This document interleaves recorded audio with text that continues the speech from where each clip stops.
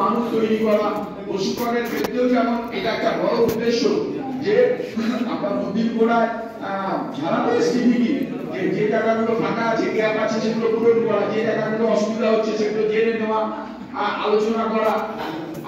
আমরা তার আগে এই এলএসডিজি প্রেক্ষাপটটা দেখে নিয়ে সংকল্পে কত পার্সেন্ট টাকা ধরতে হবে, কালকেও আসবে, দেখবেন রেজাল্ট এখন তো এক্সাম সরা নিয়ে পোর্টালে কি করে আপলোড হবে এই কাজগুলো, সেটাই হচ্ছে সবচেয়ে বেশি গুরুত্বপূর্ণ। কারণ অলরেডি আপনারা অনেক কাজ ধরে নিয়েছেন এবং এই ট্রেনিং এর পরে যদি সেখানে আপনারা আরো কিছু ইনোভেটিভ বা সৃজনশীল কাজ ধরার কথা মনে পড়ে, সেগুলো আমরা ধরতে পারবো। আমরা আজকে শুরু করব লোকাল সাস্টেনেবল ডেভেলপমেন্ট গোল, অর্থাৎ স্থানীয় স্তরে আপনার লক্ষ্যগুলো কি কি আছে, এলএসডিজিটা কি আছে। একটু কেউ বলবেন যে আমরা এলএসডিজি বলতে কি বুঝি?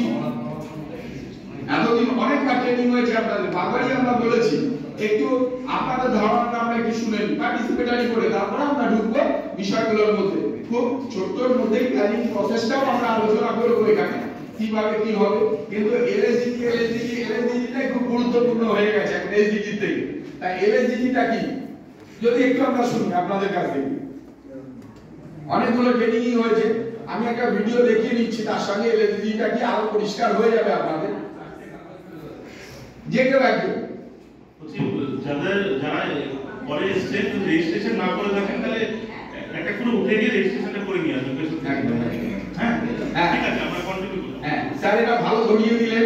আমার ছোট্ট একটু কথা বলে নিই, ট্রেনিং ম্যানেজমেন্ট পোর্টাল, হ্যাঁ, trainingonline.gov.in প্রত্যেকবারই আপনাদের বলেছি প্রত্যেকটা ট্রেনিং এ এটা হচ্ছে পঞ্চায়েত এন্টারপ্রাইজ সুটের 12তম অ্যাপ্লিকেশন।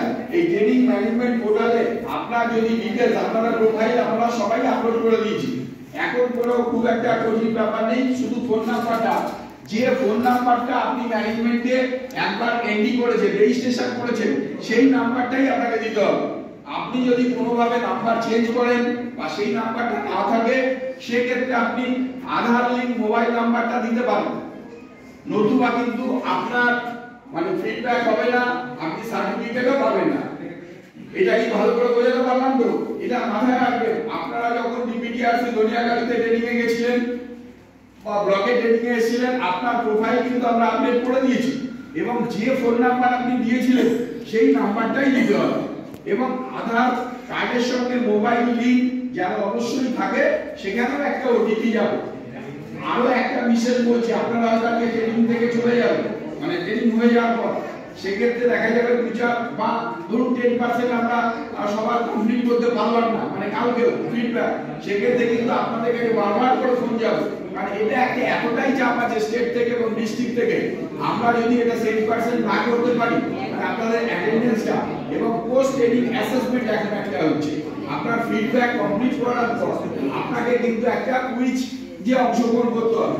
যদিও আমরা খুব মানে কুইজে অনেক প্রশ্ন থাকার কথা, আমরা যেহেতু একটু সুবিধা মানে সহজ করে দেওয়ার জন্য খুব অল্প সংখ্যক প্রশ্ন রেখেছি, খুব অল্প সংখ্যক। সেই প্রশ্নের উত্তরগুলো আপনাকে দিতে হবে। সেই উত্তরগুলো দেওয়ার পর আপনি যদি 80% এর উপরে নাম্বার পান, তাহলেই আপনাকে একটা ই সার্টিফিকেট জেনারেট করা হবে এবং সেটা আপনি আগামীকাল আমরা যখন এখানে আপনাদের ফিডব্যাকটা করিয়ে নেওয়া হবে, আমাদের যে সমস্ত সহকর্মীরা আছেন, তখন কিন্তু আপনার একটা ই সার্টিফিকেট জেনারেট হবে পোস্ট ট্রেনিং অ্যাসেসমেন্ট করার পর। সেটা আপনারা অনেকেই জানেন। কোনো জায়গায় কোনো অসুবিধা হলে ইএমপি নিয়ে আমরা আছি, আমাদের জিজ্ঞেস করলে আমরা সেটা পরিষ্কার করে দিতে পারবো। যাই হোক, আমরা এবারে ট্রেনিং এর বিষয়ের মধ্যে ঢুকি। এলএসডিজি এটাই বারবার ঘুরছে, দেখবেন চিঠিতেও বারবার দেখা আছে প্রতি ক্ষেত্রে। তাহলে এলএসডিজিটা কি সেটা আমরা